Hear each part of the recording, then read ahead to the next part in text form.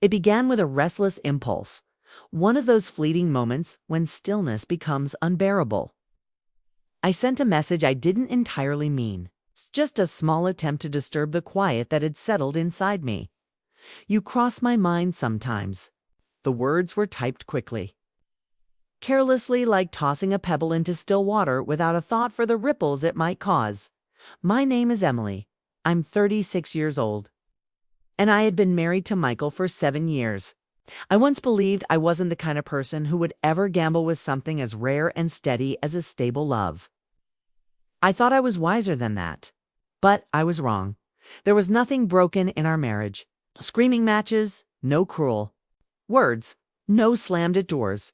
Just a quiet, reliable monotony. Predictable, comfortable, dull. We had our routines, shared dinners, lifeless conversations. He'd ask about my day. I'd offer a brief reply. I'd ask about his. He'd nod, half distracted. It wasn't cold. It was simply safe. So safe, it became invisible.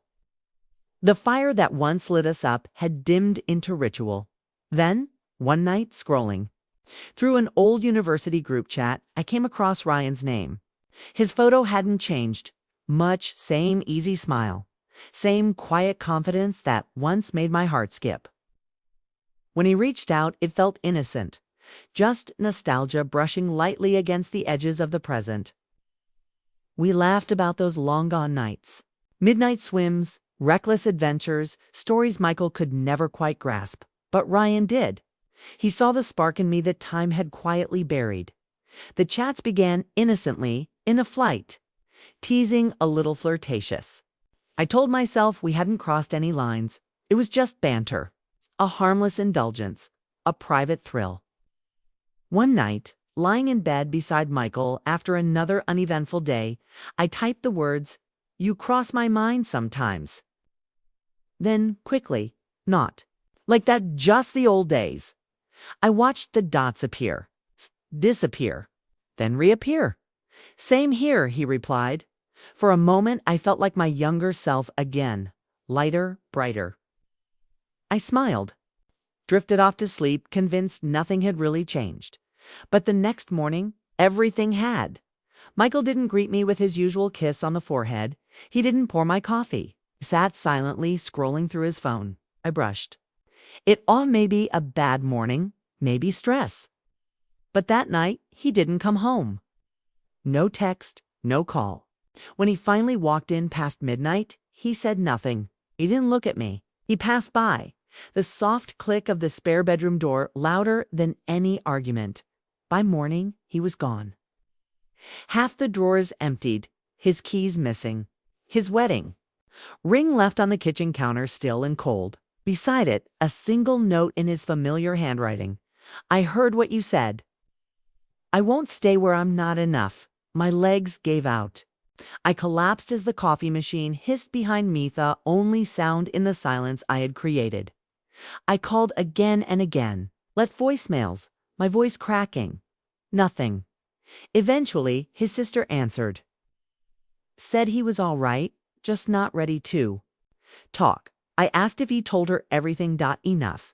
She said. One message. A handful of careless words. That was all it took to unravel everything. I didn't want Ryan. I didn't want a new life. I just wanted to feel noticed. To believe that somewhere beneath the dust of routine, I still glowed. Michael had grounded me. He was my steady. Ryan was a glimpse of who I used to be. And in chasing that memory, even briefly, I lost something. Weeks passed, still no word. Then a plain envelope appeared at my office, my name printed on the front. Inside were divorce papers. I lied to my coworkers, said we had drifted apart, said it just happened. I couldn't admit the truth that I shattered something sacred for a fleeting moment of validation. Ryan messaged again, asked if I was okay. I didn't respond. That illusion had dissolved. All that remained was regret I couldn't undo. Months have passed. I'm still here, same house, same job, same routine, but everything is quieter now. I wake to an empty bed. Sometimes I still reach for him out of habit, only to remember he's gone. The regret grows heavier with each passing day.